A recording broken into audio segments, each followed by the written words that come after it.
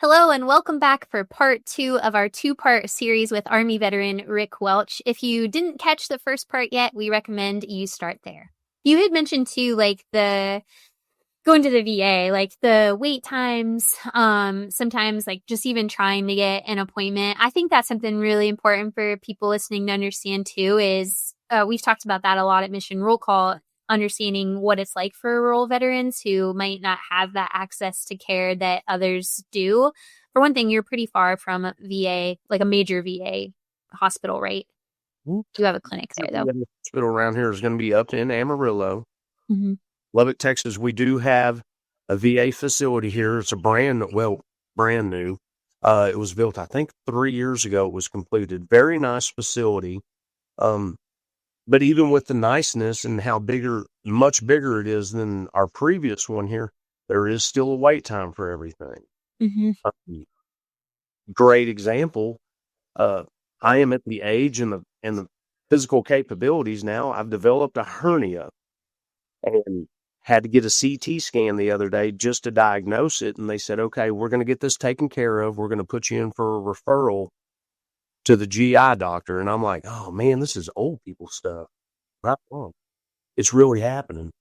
But that was 3 weeks ago, and I have yet to get a phone call from them. Really? And with this last weekend, of course, you can tell I'm a little congested. Mm-hmm. It's all stopped up. We had the weather blow everything from all the other states and all this weird pollen into town. So I was coughing a little bit this last weekend. I can tell that it's starting to hurt a little bit more throughout the area. And of course, I called and said, "Well, what's going on?" They said, "Well, we're waiting for the consultation to get through. They'll call you." And I'm like, "Well, it kind of hurts a little bit more." "Oh, well, just come in. We can give you some medicine for it." "Won't give me the medicine for it. Fix it." Yeah, let's make it go away. Yeah. Mm-hmm. But you did have, I think the last time we talked, you'd mentioned having pretty good experience with telehealth, right? And that's kind of saved you a lot because you work also. So it's not like you can just, lose the money you could make that day because you have to finally go to this appointment you've been waiting 8 months for.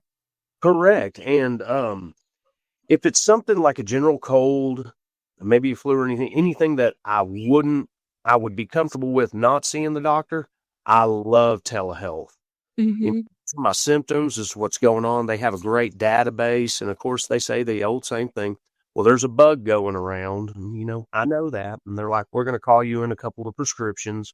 You can go pick them up over here. It makes it really easy and convenient just to be seen face to face. These are my stuff.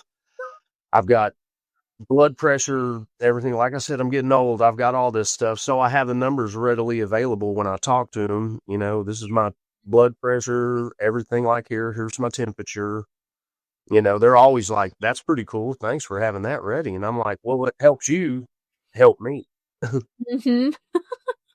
I don't want to say that also seems like old person behavior because I think it's really helpful, but just knowing your blood pressure and your temperature is kind of funny. Oh, it's really the old persons when you start recording it down so that when you do get in with your primary care doctor, you can handle the history of what everything's been over the past however long. You're really learning how to navigate the system over there, Rick. Well, you only got one body, so you might as well take care of it, I reckon. That's right. What's something that maybe surprised you in that process? Because we don't get a chance to talk to too many rural vets. I mean, we do through Mission Roll Call, but we haven't yet, like through the podcast. That maybe people who are in larger metropolitan areas might not understand what it's like. Ask it again, but rephrase it like I eat crayons. Okay. What's something people might not understand about being a veteran in a rural area? Veterans in the rural areas, of course, getting there. Sometimes some of the veterans in these rural areas, they don't have reliable transportation. Mm-hmm. Now, the VA does, and you can schedule. They'll come out to get you. That's a challenge that always goes. The biggest challenge that I've seen with some of the veterans I've met around town, and I try, I'm not going to say I collect them, but I try to get a rapport with them, exchange some numbers. Let's talk. We're veterans. Let's go meet for a beer. Let's go have lunch. How's everything going for you? Um, is a lot of them, it seems they want to isolate. Mhm. Or rural they are, the more they just want to stay in the hometown. They just want to isolate. It's almost it's almost like they got the idea, hey, it's such a hassle, I don't want to do that. And I'm like, but dude, it's worth it. They're there for us. We have great advocacy groups. If you're having a bad time with it, there's great advocacy groups out there that can help you navigate it, Yep. because systematically the man's trying to keep me down. And so they make it jump in the red tapes and everything. Hmm. And discourages, and especially if you are the ruler people out in Welch, Texas, Tahoka, Texas, some of the outlying areas that are about 30 minutes away from here or more, Hmm. even more challenging. Hmm. Uh, one thing I will say about the VA is the Community Care Act that they have now makes it a little bit more accessible and easier, and I'm all about it. Hmm. They can't see us or get us in real quick.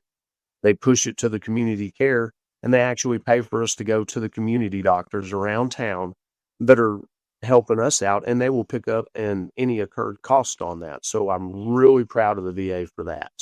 Yeah, us too. I was going to ask you about that, especially with your hernia, is if there would be a faster route through community care instead of having to go through a VA specialist, if that's, going to take a while.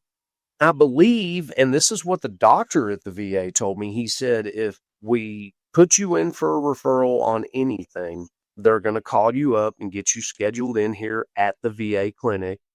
If it is over 45 days out, the magical words are, can you please refer me to the community care to get me in sooner? Mhm. That was said, but I haven't got a call yet. But like I said, I'm waiting on him. Yeah, it's coming. Can- It's the hurry up and wait thing, and the guys at work are really good about it. They're like, hey, no lifting, no bending, no doing any of that, Rick. How's that Oh, going? That's hard, huh? man, it's going fabulous. Fabulous. I'm loving life. Have you had any other good experiences with the VA? Because I think that was something that really stood out the first time we talked is it's not all negative. And I like that, you've been able to say like, hey, I'm really proud that you saw there was this need and you extended community care to be able to address it. Is there, other than Willie Brown, anybody else you've encountered or experiences you've had that have been really positive? Here recently, about once, maybe twice a month, the VA Center here is holding job fairs, and it's West Texas Amarillo VA healthcare systems. But they're holding job fairs, they're holding welcoming parties. They're really active in the community. And that's one of the things that facilitate veterans coming together, meet and greets. They're Mhm. sponsoring car shows out here, helping out with that. I really dig how I've seen more in the past 3 years, the VA getting involved with the communities and trying to, it seems they're trying to draw the veterans in. And I like that. I really like that. Mhm. For years, It's they had this stipulation that, oh, you don't want to go to the VA because it's hard to navigate. It's hard to do it. They don't care about you. They really are. Within the past 3 years, I've seen that they are turning themselves around and mhm. trying to bring the veteran in. Yeah, I agree with that. And I think, we talk all the time about there's about 18 million veterans in America right now, and about half of them are not affiliated with the VA or a veteran service organization. That's a huge group of people. And I think, I won't make you try to solve this for us, but I think what's hard is how do we reach veterans who are maybe a little more isolated, whether by choice or by location or whatever it is. If maybe it is some of these smaller groups, like you're saying, that word of mouth. If you're not affiliated with the VA, or sorry, with VA, VFW, even American Legion, maybe it's people like you who, with your group of other veterans, you're saying, hey, this resource really worked for me. Or I don't know if you guys have heard of telehealth, but we can do that to get in contact with our doctors. And I think you probably have a lot more power and influence than you guys even realize in your own groups. I've always felt now advertising is great, emailing's great, calling's great, but really the word of mouth and the human interaction face to face is really what'll sell anybody on it. Um, Mm-hmm. hanging out at a few places around town, I've met some younger veterans. They were enlisted after I got out and have since got out. And they're like, well, I don't know much about the VA. My dad always talk shit about the VA or, they don't like it. And I'm like, man, it's kind of there for us. And, go and give it a shot. And they're always like, well, I need to get over there, but I can't find the time. Hmm. Well, there's an email, for a VSO up there with the Texas Veterans Commission. She has an office in there. And really, like I said, advertising, anything that you can, the word of mouth coming from an individual right there saying, I've been right where you are, and this is where I'm at now. Call this person. They're trusted. They're going to help you. Hmm. Really gets it down to it. The outlying ones, anytime that we're in that area, and I say we're, whether it's a veteran, a family, or anything, just be nice to people, and you'll notice your veterans. You can see them. You see how they act and everything, and you make the small talk with them and build a rapport right there. And it's like, hey, man, we can get you in the system. It's going to take some time, but what's the worst they're going to do? Tell you no? At least now you're in the system. And they may not rate you for disabled or a disability, but if you're sick and you don't have health insurance and you don't want to go to an urgent care clinic and you don't have any money, you can show up to the VA and they will treat you. They will Hmm. treat you and they will take care of you. Yes. And there's other benefits too. I think we all generally think of the VA for healthcare, but there's a lot of benefits available to veterans through the VA beyond healthcare. And sometimes it's just that knowledge and awareness of what's out there and what you've earned. Is one of the ones that I'm currently fixing to seek through them because of course, I'm old and I'm set into my career now. Um, as a Texas veteran that joined the Army in Texas and have discharged out, I qualify for a Hazelwood Act, which Oh, is college after scholarship. all Yeah. my GI college is gone, the Hazelwood Act will pick up for this amount. I've recently learned, and I'm going through the VA, they have an officer up there that's helping me navigate this, is I am actually able to dispense that down to my children. Hmm. And they have just graduated with their associates, and they are going on to higher education to attain their bachelor's. So I'm very excited. It's not going to happen this semester, but in the next spring semester, they will be able to utilize, and that's going to help them with their college. That is awesome. Are you sure they're not just trying to go party like their dear old dad? When they turned 21 a couple of months ago, they said they wanted to go party, and they found out that they cannot party. And we didn't even get crazy. We just went over to their uncle, my brother's house. He's a fellow veteran, and it's a conditioning thing. It's a conditioning.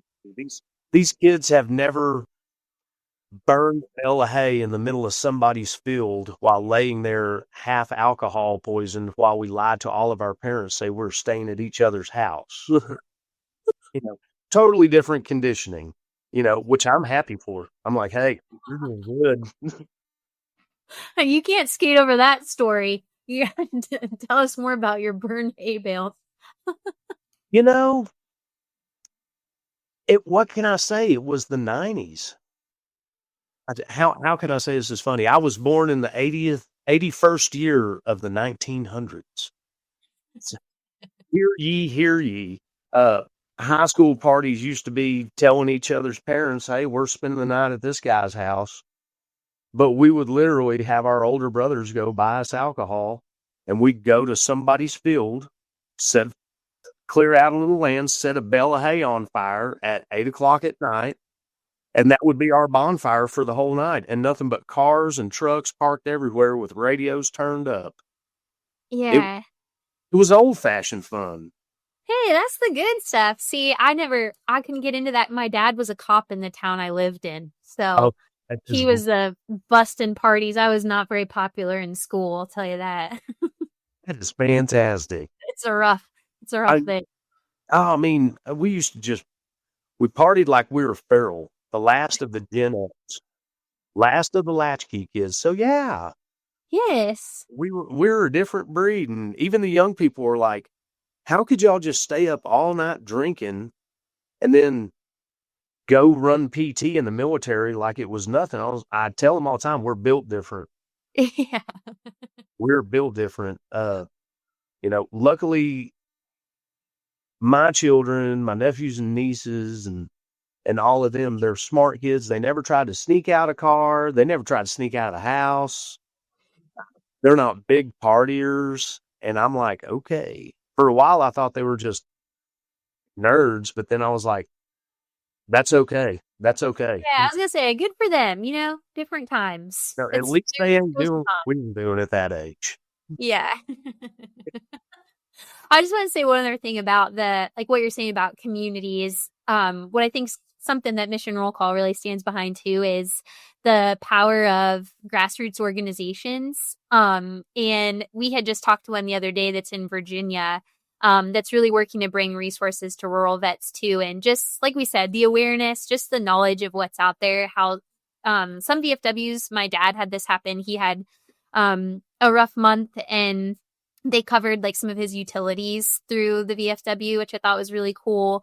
But there's a lot of programs that are available, and there's a lot of really awesome veteran service organizations and nonprofits that are within some of these smaller towns and smaller communities that are there to help be a resource too. And I think if the VA can continue to find ways to partner with them, that's just even more people to reach, even more people to help. And it seems like there's a real willingness to do that, which I think is another big positive, because you're not going to be able to do it on their own. You're not going to be able to reach everybody, but maybe that group can, maybe that person can, and just get people the help they need. And like I said, that they've earned. Comes back to the word of mouth networking. Sure does. Nothing spreads quicker than the word of mouth. Mm-hmm.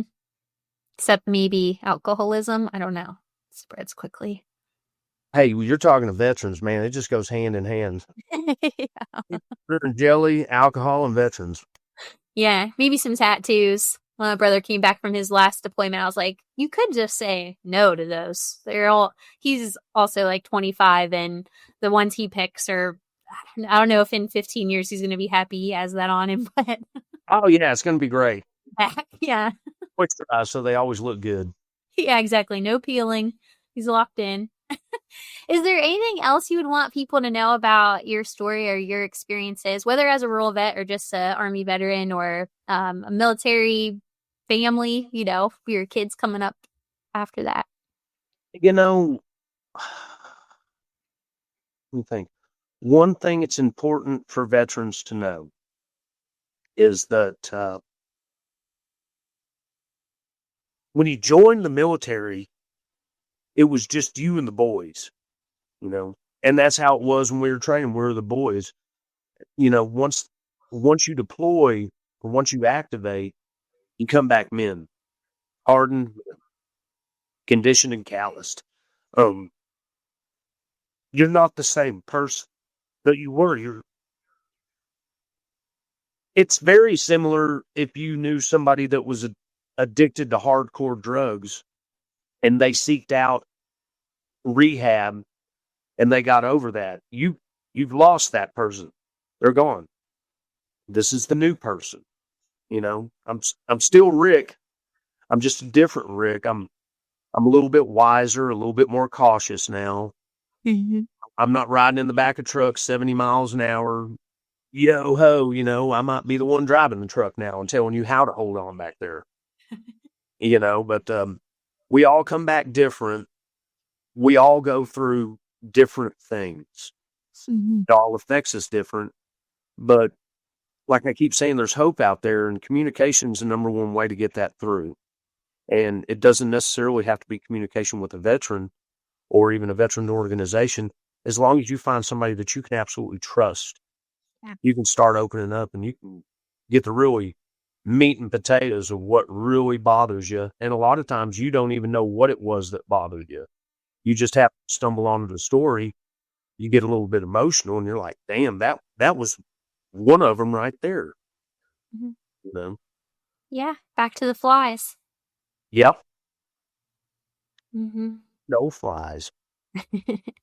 Well, I mean, think it all, like the summary of our time today has been word of mouth and why it's so important to share the stories and experiences. And I just thank you for doing that and for being that both for your kind of little core group and just for those who might be watching or listening to this and, can feel really isolating sometimes. And I think just for people to understand that there's others out there who care, there's organizations who are there to help support, really makes a big difference, whether for mental health, for physical well-being, whatever you need, or even just having that sense of community, being able to have a tribe you can turn to.